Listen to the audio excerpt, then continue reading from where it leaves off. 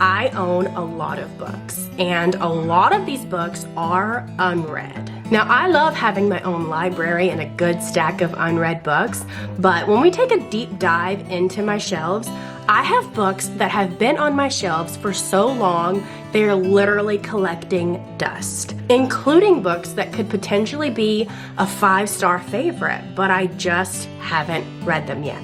This series is not me going on a book buying ban, though I probably should. It is not me unhauling hundreds of books for the sake of shrinking my TBR. It is, however, giving the forgotten books a chance to become a favorite. Figuring out if certain books deserve to take up space on my shelves. I'll be using a TBR jar to select 3 books, and once the books have been chosen, I have 2 weeks to get them read. If I fail to read the books, they must be unhauled. The end goal of this challenge is to have shelves crammed with favorites, books that I will want to reread, share with my friends, or even pass down to my kids one day. I'm also giving myself the rule that if the book doesn't fit that criteria, it must also be unhauled. In the end, ideally, I'd like my physical TBR to be able to fit on this cart. So we have some work to do. Welcome to my Bookshelf Ultimatum. This came at just the perfect time because when I tell you I have been having some mad decision fatigue when it comes to picking what I want to choose next because there's just so many choices, and as a mood reader sometimes I be struggling. Let's do our little pickaroos. Let's pick our 3 books because this, my friends, is Bookshelf Ultimatum, where we either have to read it or unhaul it. All right, what do we want from Zajar? I feel like she needs a name. I feel like we should name her. I was thinking Susan. It is the week before Valentine's Day. I really want something to, you know, knock my socks off in the romance world. I don't have a big romance selection, but I got a selection. So let's dive in. Give me something with Liv. Also, really quick, if I draw a Stephen King book out of here, we're gonna pass because I am restarting my Stephen King journey. I'm starting from his very first published work and making my way through. So therefore, that's its own little thing now.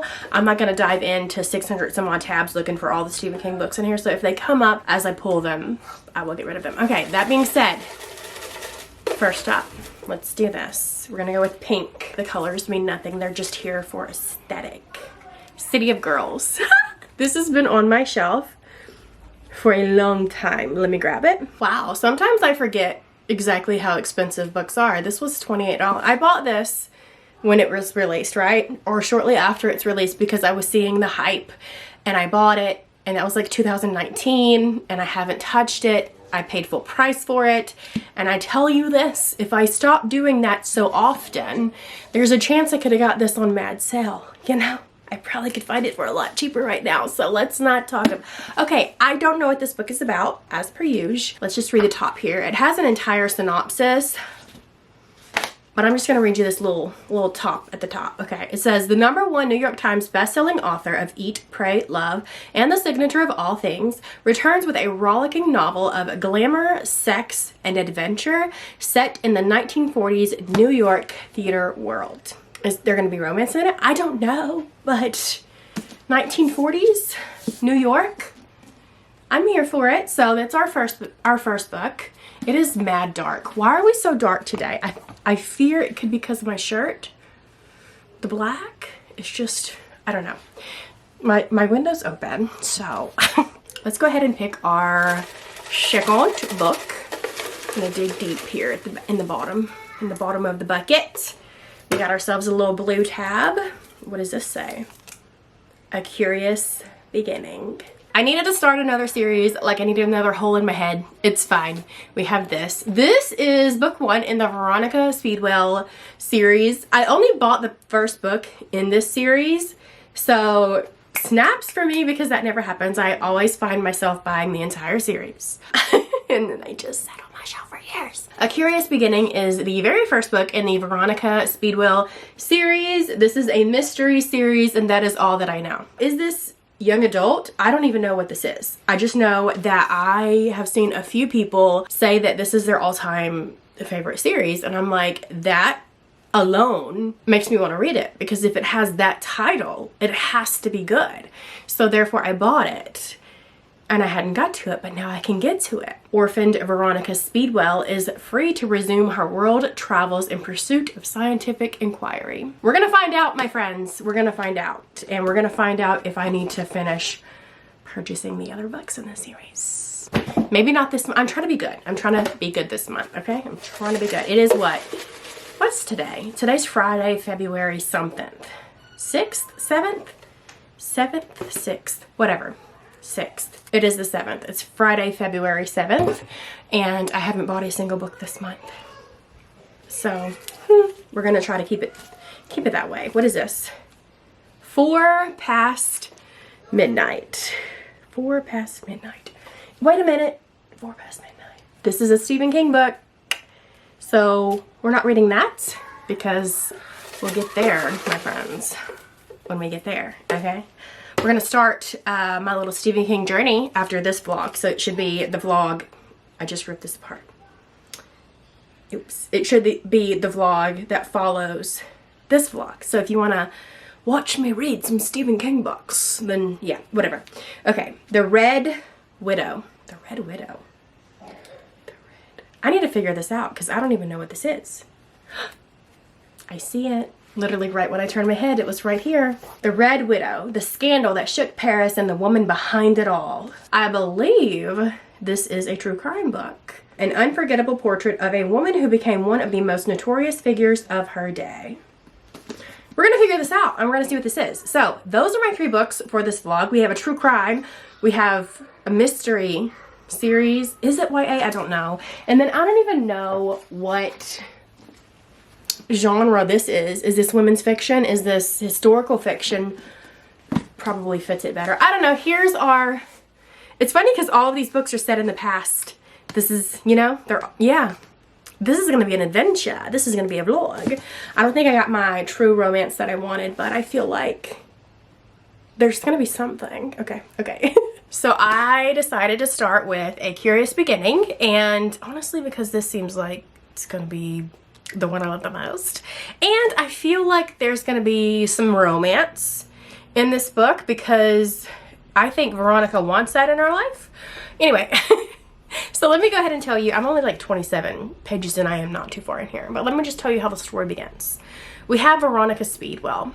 She's an orphan, and she has been living with her aunt, who is a spinster. And the book opens up to her at her aunt's funeral. They're burying her in the back garden or something. It's not really a funeral because she didn't want to invite anybody there. So I think it's just Veronica, a vicar. Is that how you say that? Vicar, and then another woman. And he's like, look, I know you didn't want to have a funeral. You're burying your aunt because low-key she doesn't want to have a funeral. She wants to hurry up and put her in the ground and she can go get the hell out of Dodge. She don't want to be there no more. She wants to go to London and go on adventures and find butterflies, because she is a butterfly scientist, and she also wants to find a little fling or two. But anyway, so she's talking to these people. I believe it was the woman that brought it up. She's like, so now, you know, like, we know you're an orphan and you don't have anybody now that your aunt's gone, but here, listen to me. We have this man who is willing to marry you, and you can come over to his house, play wife, and play mama to his 6 kids. And she's like, 6 kids? I'd rather catch the plague. Truly. I'd rather catch the plague. She declines that offer, obviously. Yeah, so she's back, headed to her cottage, and yes? Kaisi, did you open the door by yourself? Are you a small little pug? Okay, okay. Where was I? So she's back to her cottage, and she finds a man there, and he's already destroyed her house, and he attempts to kidnap her. Okay?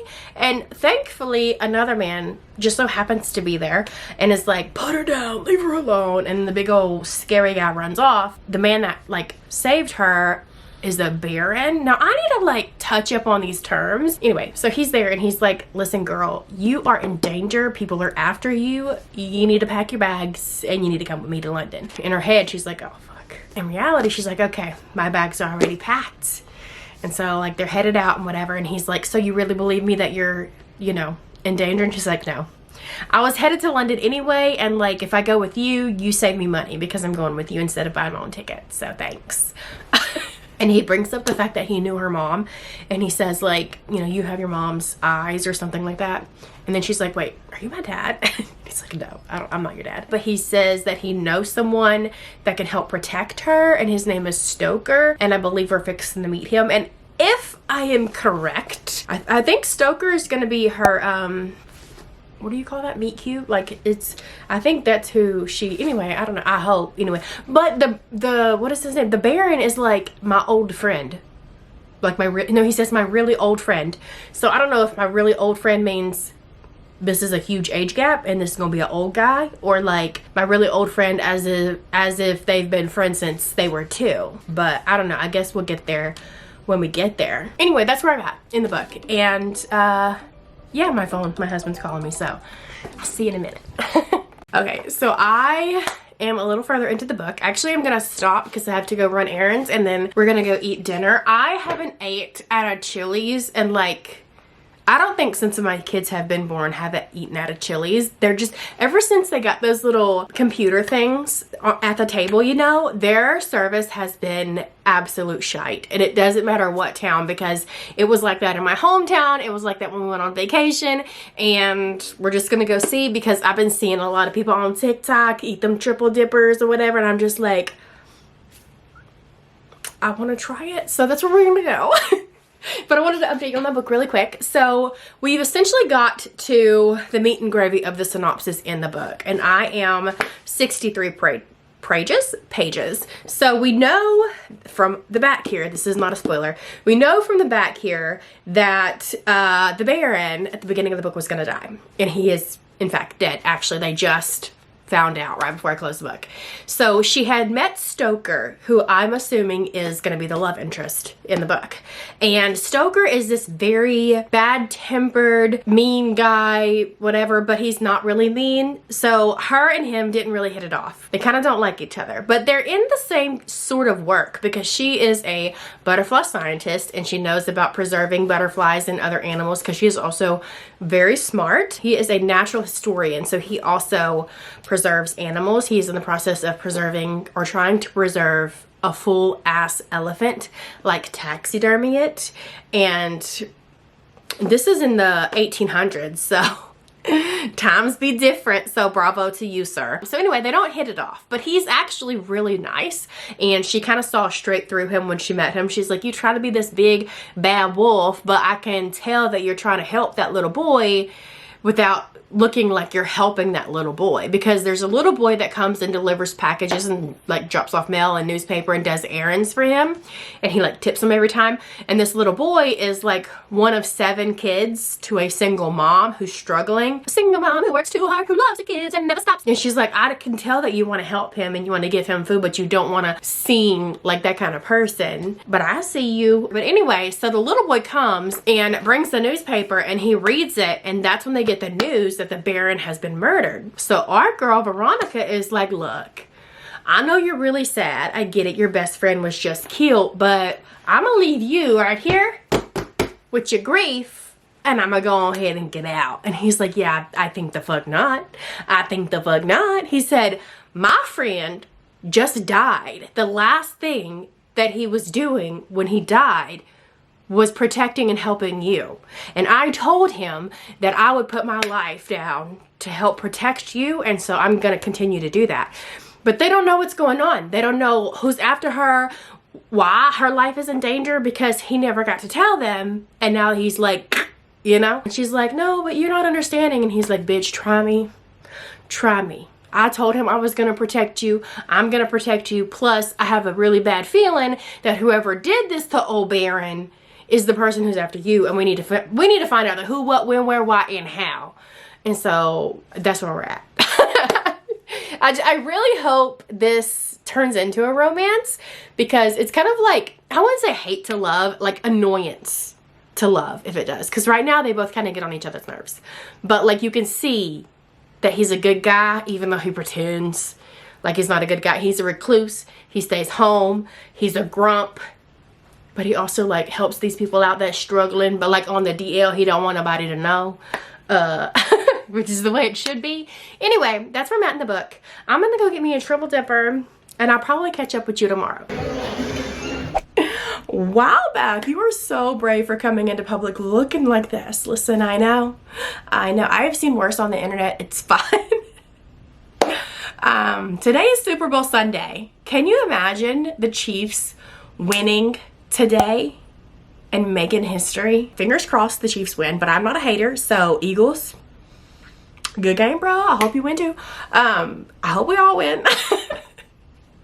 Anyway, so like for instance, we're going to the Super Bowl party this evening, right? So my husband's boss invited us to his house with his friends. So it's gonna be a bunch of old guys. It's fine. Because my husband's boss is like old enough to be my husband's dad. Like that's, you know. So we're going there and I was like, let me bring some cookies. And I could have just made Chiefs cookies because that's who I'm rooting for. But because I want everybody to be happy, I made both Chiefs and Eagles cookies. I'll show you in a second. But I'm also going to be making some cherry cobbler cookies today as well, which is what we're fixing to do in a moment. But as of right now, I'm looking like this because my legs are currently marinating in self-tan. And then once I'm done in the kitchen, I will slap a little on my arms and stuff. Not for like a deep tan, but I just want like a little glow just to boost me up because I'm having a bad body image moment, and truthfully I don't want to go because of that, and it shouldn't hold me back from living my life waiting until I get skinny. Like, it doesn't make sense, but that's how my brain works. It's fine. Is it fine? Probably not, but we're just gonna have to roll with it. Okay, so let's talk about the book, A Curious Beginning, the first book that I read for this vlog. Now, did I enjoy this book in the end? I did. I gave it 3 stars. I will say that I feel like I enjoyed the beginning of the book more so than I did the end of the book. I am glad I did not buy the rest of the series because I don't think I'm gonna continue on with this series. If I happen to like want to one day, like get this little itch to see what Veronica's up to now, I will just get it from my library. But there's just so many other book series that I am currently in the process of reading or I have on the tip top of my TBR. This is a one and done situation for me. It is a good book. It is enjoyable. There was a lot of hee hee ha ha moments in here. There is some banter between the 2 characters, but I want to say this because I thought going into this book these 2 characters were going to form like a little romantic situation because there was like the fake marriage, the 1 bed trip. No, it's not a romance. They just become friends. So I mean, maybe in the further books as you read on, but in this first book they don't. So just know that I was wrong. This is not a romance, and so really those trips don't even matter. I'm not a big romance reader, so it doesn't really bother me anyway. So I would have had the same feelings if it weren't. I was just in the mood for a good romance because it is Valentine's Day week. Who isn't in the mood for a good romance, you know? Anyway, I do recommend it. It just didn't give me that, like, this is a favorite book of all time feeling that it gives a lot of people that I follow, unfortunately. So I did give this a 3. I think I'm gonna go ahead and unhaul it because this also, I don't think I will ever reach for this book again to like reread it or anything. Honestly, I don't even know if this is gonna, you know, like when you finish a book, you can tell if it's gonna be one of those books that sticks with you for a while. Well, I don't think this is gonna be one of that. This was just a fast, fun little time, a good little brainwash, not brainwash, a good little brain break. But I think I'm gonna go ahead and get rid of it too as well. So I enjoyed it. I'm not shitting on it. If it's your favorite book, I'm sorry, I love you, but it just, you know, reading is subjective, and that is the fun thing about it. You know, we can all have our own little opinions. And I'm gonna go ahead and put this in my unhaul pile. So now I'm needing an audiobook because I'm gonna be listening while I bake the cookies and do all of the things today before we head on out to the Super Bowl party. So I have the audiobook to City of Girls. It was readily available through my Libby app. So claps for that because sometimes I get tired of using all of my Audible credits. You don't have to be a good girl to be a good person, from the #1 New York Times bestselling author. That's on the back. I don't know what this book is about. I know it's about a girl named Vivian who's 19 years old. She just dropped out of college. It says Vivian is introduced to an entire cosmos of unconventional and charismatic characters, from the fun-chasing showgirls to the playboy actor to a grande dame actress, a lady killer writer, and a no-nonsense stage manager. So we have a bunch of side characters. I hope they have some personality. Just gonna throw that out there. Okay, and so now Vivian is 89 years old and telling her life. I don't know. We're just gonna dive into it knowing just that little speck of stuff because that's how we roll, right? So we have some Eagles cookies. There's some more Kansas City cookies, and then here's some more Chalet. I'm gonna show you how I make my energy drinks lately. I've been obsessed with this. So I have my white Monster. I just put mine in a roommate because it keeps it colder longer. 10 out of 10 recommend. Pop the top. Take a little sipperoonie to get some of the liquid out. Like 2 little sips. You could pour it in a glass, but I mean, who's gonna waste some dishes when you got a can, you know? I'm gonna use blue raspberry. The peach is also really good, as well as the cherry. I am a big cherry fan. I actually just ran out of my cherry. I've gotta wait for my new bottle to come in, but I just take the little pump and my can, and I just squirt a little pump and a half in there. Wiggle it around like so, and then, especially if you love like the blue raspberry Jolly Ranchers, you gotta try it.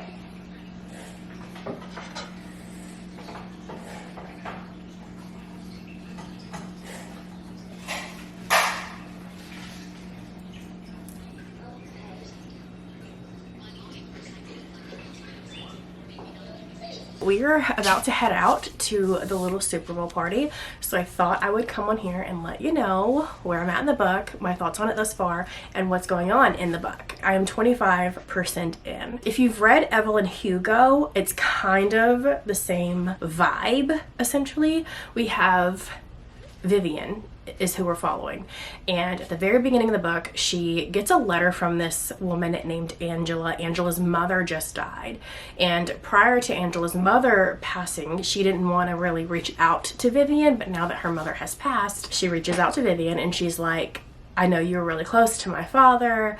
I would really like to know more about your relationship with him, because Angela's father was Vivian's friend. So the story starts out when Vivian is 19 years old, and she is essentially kicked out of college because she didn't want to go to college. She sucked at college. She didn't like being there, and they essentially kicked her out. And her parents, who are pretty wealthy at this time, are like, you know what? You got to get out. You're not living here. Sorry about your life.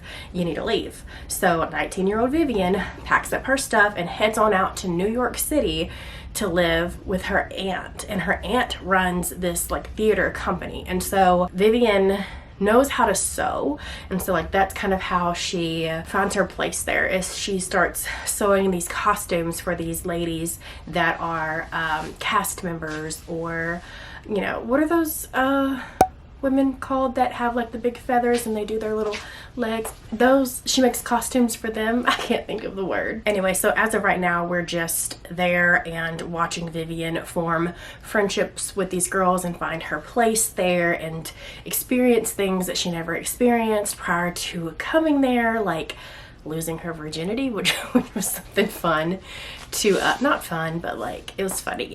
There's been a lot of little funny bits and bobs in here, so that was nice. Because this is a historical fiction book, I'm honestly low-key hoping that it makes me cry, because I just love when a good historical fiction can hurt my feelings, you know? Good morning. Happy Tuesday. It is Tuesday. We went to the Super Bowl party and we had fun. It was a fun time. We won some money. Team lost, but it's fine. By the time I made it home Sunday night, my throat was on fire. My nose was running like the Niagara Falls. It wasn't a pretty time. So yesterday I just kind of laid in bed all day, took a couple of Benadryl naps. It was a day, okay? So today we are back at it. I haven't read any more of City of Girls. We're gonna get to that today. However, yesterday I did look through The Red Widow, because I was like, well, I'm laying in bed and maybe I can get a few pages read. First off, let me show you the cast of characters. This is a true crime book, okay? But let me just show you the cast of characters. Boom, that page. You see it? That's not all, because you still got 2 other pages full of characters. Yeah.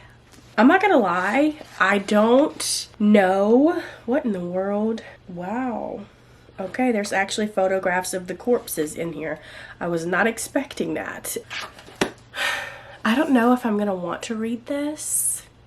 as of right now, right here in this moment, I don't want to. And if I do wind up not reading this and just getting rid of it, I will redraw for the sake of the vlog. Anyway, so we're gonna continue on with City of Girls, and because I do have the audiobook for this one, I'm gonna take advantage and work on something today. What is that, you ask? I don't know. So I do have a lot of projects going, and when I say projects, I'm saying crochet projects going. I also have a lot of cross stitch projects going, but out of sight, out of mind. And right now they're put away in cubbies, so they're out of sight. But I have yarn right behind you on my bookshelves, and it bothers the ish out of me. We are moving next month, so I will be packing it up, so I'm not really worried about the aesthetic of my book room at the moment, but just looking at all of the yarn, it's a little overwhelming, okay? And then I also have yarn coming to me in the mail because I bought more yarn for another project for my 2025 book blanket. But I don't think I'm gonna do a 2025 book blanket now, especially with Joanne going out of business, because I don't know how many books I'm gonna be reading this year. I don't know how many 3 stars, I don't know how many 2 stars, you know what I mean? So I don't know exactly how much yarn to order. And the yarn that I initially ordered for the book blanket is Big Twist brand, which is a Joanne brand. I might later on, if I find another type of yarn that I love, which I did try new yarn from a new company. Not the best, in my opinion. It's very, like, not soft. So, so I'm still, whatever. Anyway, so I need to find out what I want to do with that yarn. I don't know. Girl, let me just take you around the world. Let me show you. So this is the yarn that I initially bought that was going to be my 2025 book blanket. I only bought 4 colors. I have a 5th color on the way, but they're pretty colors, but I don't know. So I don't know what I'm going to do with that just yet. Then I have this yarn. This is the yarn that I bought. My bag. This is the yarn that I bought from another company to see if I would enjoy this, and I don't think I like it. I started a blanket, just a granny square blanket, but I don't know. So I need to work on this, do something with this. I'm also making my daughter a granny square blanket, and I need a lot of granny squares, so I could make some more granny squares. Here is my 2024 book blanket. It's done. I just have to weave in all of the ends. I just hate it.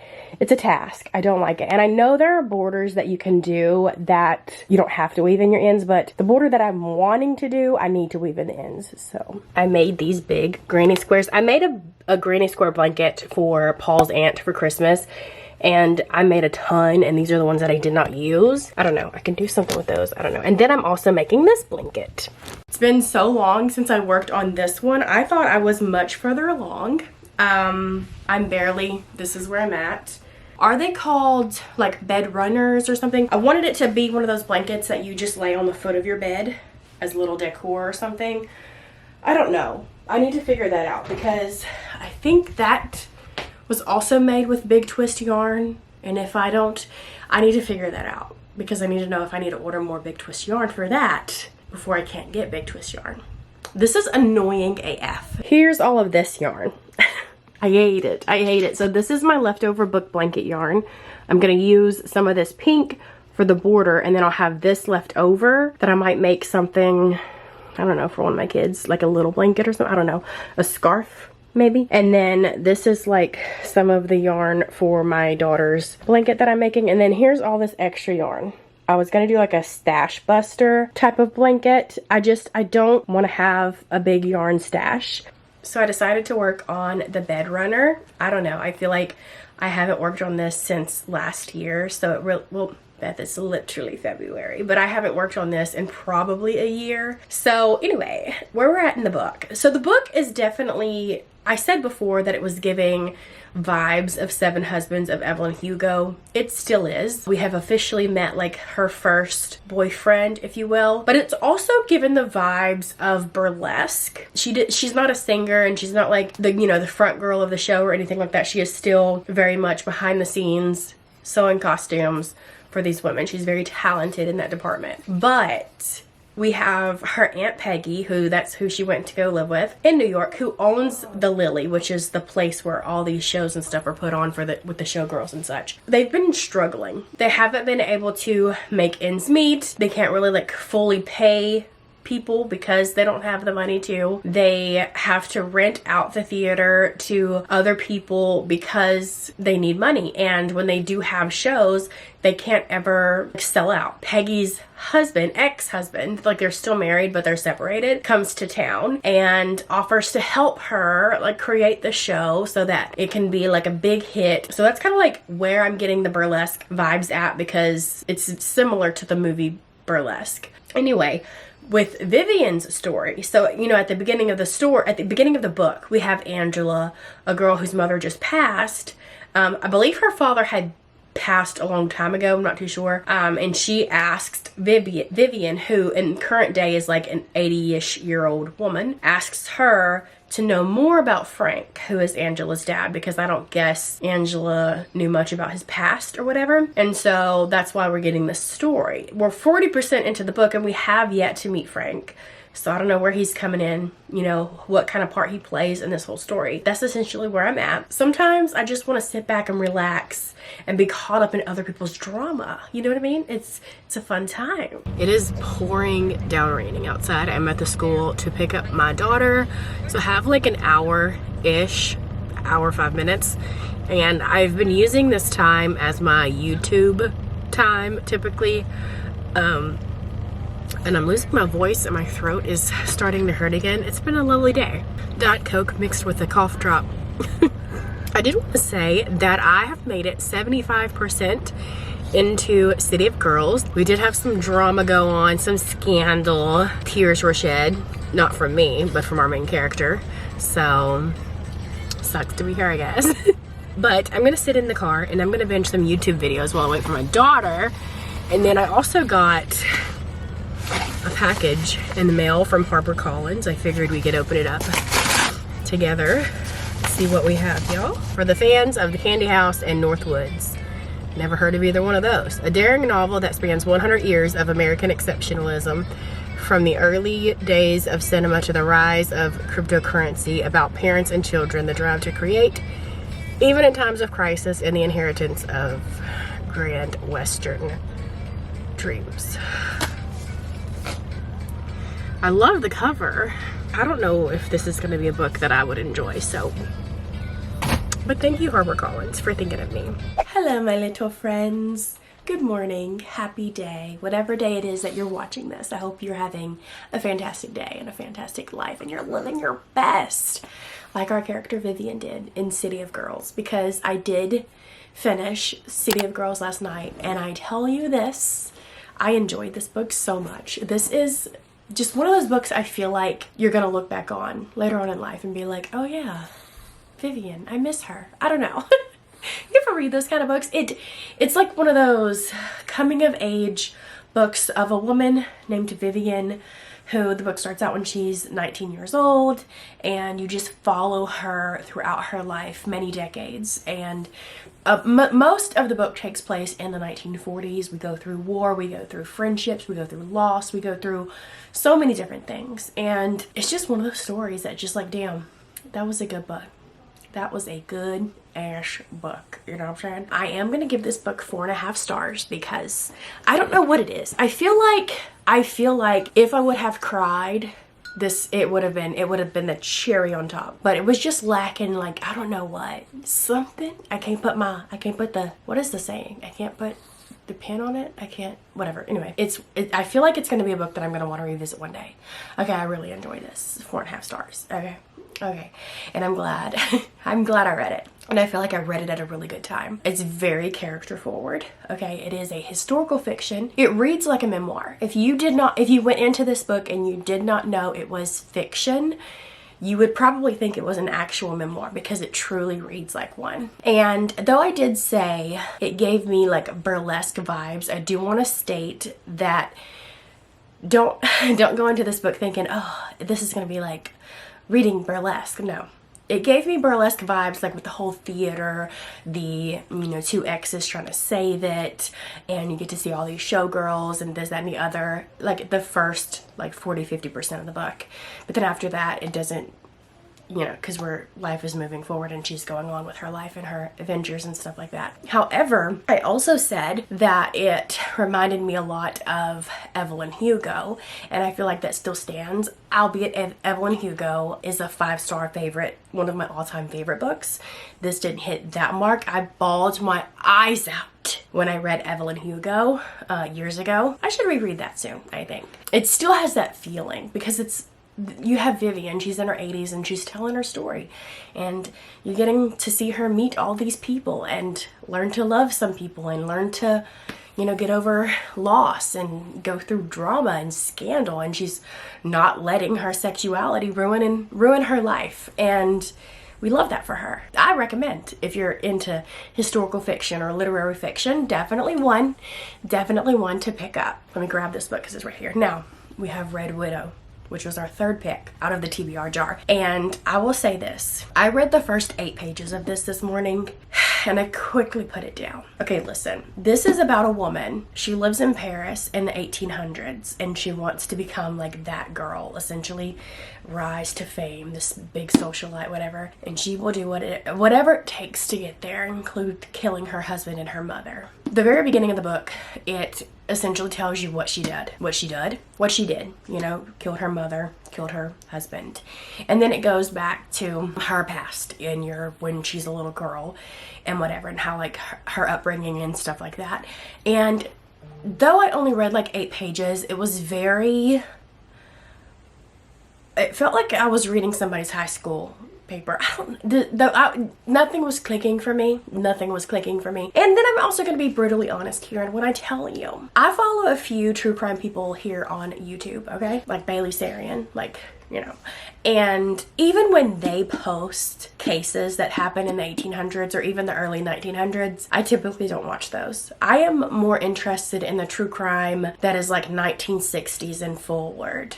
I don't know why, and I know I'm not the only one. Just the 1800s true crime. I feel like everybody and their mama was committing crime in the 1800s, like, let's be real. I'm just not into this, and I'm not gonna read it. Short story long, I'm not gonna read it, and I'm gonna unhaul it. This was sent to me unsolicited, okay? Had I went into the store and was like looking in the true crime section, would I have picked this book? No, it just doesn't interest me. And that being said, I don't really care if I have to give it away. So I'm DNFing it at 8 pages and I'm gonna unhaul it. And that is that, my friends. Now, I did say if I were to DNF the book, I would pick another book from the TBR jar. So I'm gonna get the jar and we're gonna do another pull because I feel like this video is like 10 minutes long. I don't know. I feel like I barely talked to you. It's also, I've been sick all week, so that could have played a big role. So let me grab the jar and let's pull another one. Okay, we have our jar. Give us something good, something juicy. I think maybe this is gonna be a good go and I'm gonna get another 4, maybe 5-star book. But let's see what we have. The Hiding Place.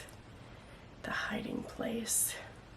Give me a minute, let me figure out, because I don't even know what this book is. Okay, it is a thriller, I believe. The Hiding Place by C.J. Tudor. The worst day of his life wasn't when his sister went missing. It was the day she came back. This is quite short, 275 pages. Not too shabby. Let me read over the synopsis really quick. So the synopsis has nothing to do with the sister. It's about a guy named Joe, this book, and Joe never wanted to return home. Now he's returning home after all these years and people are trying to drive him back out. He's staying off the grid because he knows what really happened. He only has one ally, blah, blah, blah. It says, because only Joe knows what really happened all those years ago and who is to blame. Shockingly twisted, devilishly puzzling, and entertaining as hell, The Hiding Place is an unputdownable psychological thriller from one of today's most acclaimed writers of suspense. So, I don't know, girl. Your guess is as good as mine. I'm gonna read it and I'm gonna let you know, though. I have read one other book by this author. The Chalk Man, is that by her? Yeah, the chalk man. She wrote that. I read that. So I'm really interested to see how this one, you know, is, because I enjoyed the chalk man. I don't think I enjoyed it as much as some other people did, but that's neither here nor there. So one thing that I love when authors, specifically like thriller authors or even horror authors, do is open the book with a bang. Open the book with a bloody mess, okay? If you're looking for an author that does that 99% of the time, Karen Slaughter is the best one, because it's, anyway, this is pretty fucking close, because in this first chapter, it's not even a chapter, it's the prologue. It's like a chapter, same thing, potato, potato. Anyway, in the prologue, we have these two police officers. They pull up to this cabin. As they're getting out of their vehicles, they see, you know, a white Fiat parked in the driveway and a little blue bike, right? They can already smell the decomposing bodies on the front porch.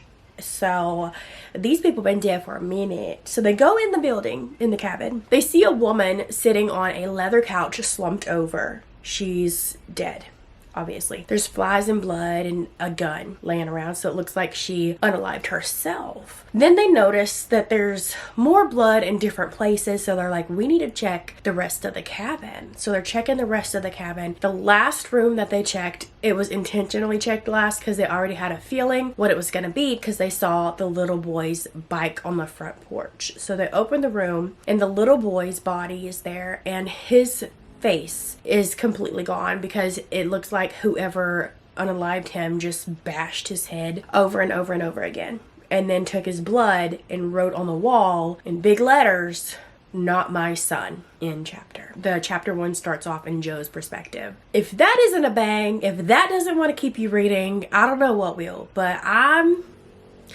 intrigued. I want to know. Did the mama unalive her son and then unalive herself afterwards? Because I've seen that happen, especially when drugs are involved, okay? Or is there like a daddy who thought he was the daddy, found out he wasn't the daddy, and took it upon himself to unalive people? I don't know. We got to figure this out. We got to figure this out. I wasn't expecting that, because I feel like in the synopsis, it doesn't say anything. But it does say he knows what truly happened, but I thought it had something to do with his sister, because on the front it said the worst day of his life wasn't when his sister went missing, it was the day she came back. I wasn't expecting some bloody pow-pow in a cabin. Anyway, I'm already sucked in. One funny thing that I find is that there's a character in this book by the name of Beth. She's the one ally of Joe, like she's a very friendly person as of now, and she's a fellow teacher. So Joe gets a job at this school back in his hometown, which her name is Beth. And I know Beth is a common name. Like I literally just had a coffee cup with my name on it. Like I can find my name on keychains at the souvenir shop. However, it's really rare to find people with the name of Beth, at least for me in my experience. Like in real life, I've probably have only ever met maybe 2 people with the name of Beth. And I'm not saying Elizabeth or Bethany or Mary Beth. I'm just saying just Beth, okay? Anyway, her name is Beth, and she walks into the room wearing a Nirvana shirt and skinny jeans. It's definitely like, I don't know. I feel like this author probably was stalking me. All right, let's talk about The Hiding Place by C.J. Tudor. Let's not talk about the amount of caffeine that I have consumed today. Listen, I gotta counteract the Benadryl, because I just want to go take a nap, babe. But I also want these like sinus, I don't even know, girl. I just want to be able to breathe.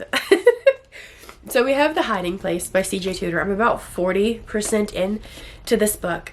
And remember on the front, when I read it to you, and it said the worst day of his life wasn't when his sister went missing, it was the day she came back. And then I read the synopsis and I kind of felt like they didn't match.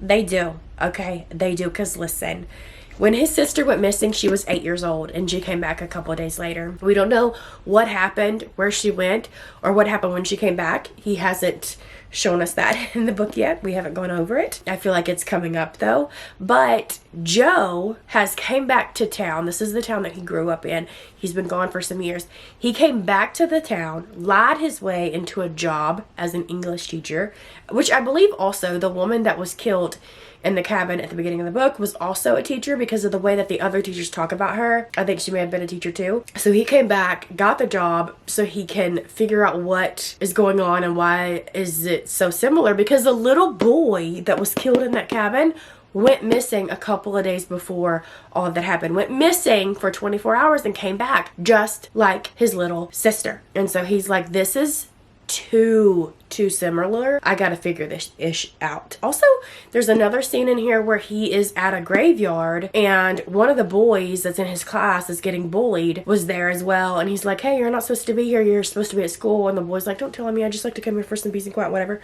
And then the little boy's like, do you ever look around and see what's missing from this graveyard? And the guy's like, I don't know what you're talking about. He's like, there is no children buried in this, it's all grown people. Where do they bury all the children? And that's essentially kind of what's going on in the story. It's very like atmospheric, eerie. It's a good time so far. I'm enjoying it.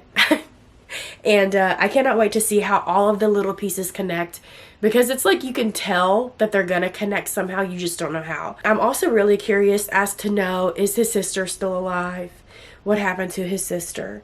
Why was it worse after she came back? Like, I'm really curious to know that, and I really want to know what happened at that cabin. So it is time to talk about The Hiding Place, because I did in fact finish this book this morning. And first things first, let me talk about The Chalk Man really quick. I read The Chalk Man a few years ago, and I don't necessarily know why I gave it a 2-star, because this was fantastic, I fear, and a lot of people like The Chalk Man even more than this, so it has me second guessing maybe it was just read at the wrong time.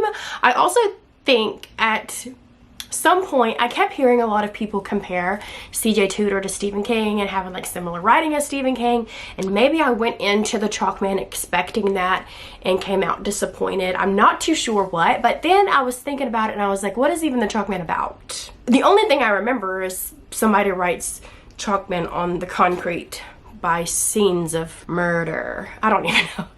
I don't even remember what that book is about. So I do want to give it a second chance, a reread, if you will, because I fear I might have misjudged it. You ever have that? Do you ever think like, you know what, maybe I was a little harsh.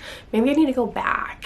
Maybe I'm different. Maybe I've grown since then. Maybe not. Maybe it is still a 2-star. I don't know. But anyway, that's neither here nor there, because here we have The Hiding Place. And this is a crime thriller, and it does have little bits of woo-woo thrown in there, if you will. So I feel like it makes like a little tiptoe into the horror department. So if you are, did I mention this already? I don't remember. Girl, I slept since then. I have taken Benadryl since then, and if you know, you know.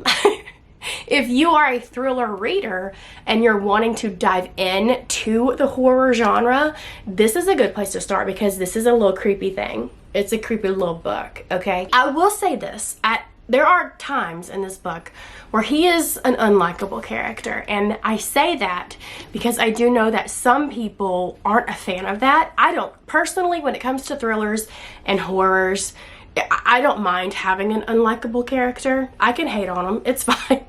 It's not a big deal to me, but I say that because I know there are some people that do not like when books have unlikable characters.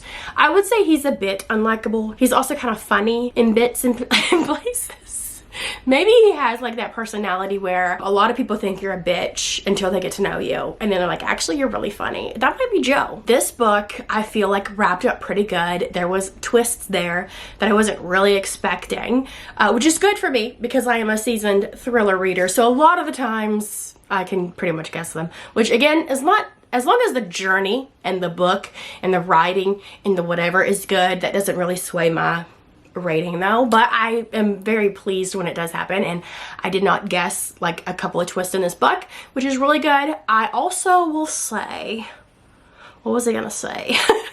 There was a little side plot, I guess you would say, of Joe and his gambling addiction. I wish that didn't play such a big role in this book. I feel like it could have been a good standout book without that thrown in there. The setting was creepy. The town in itself at times felt like it was its own character, you know. It's a good book. Definitely pick it up around Halloween time. I think it would be a perfect Halloween read, because again, like I said, it is creepy.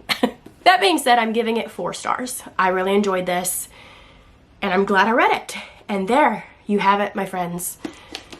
My review. It's very educated. Okay, so let's dive into the books that I read really quick in case you missed it. So we have The Hiding Place.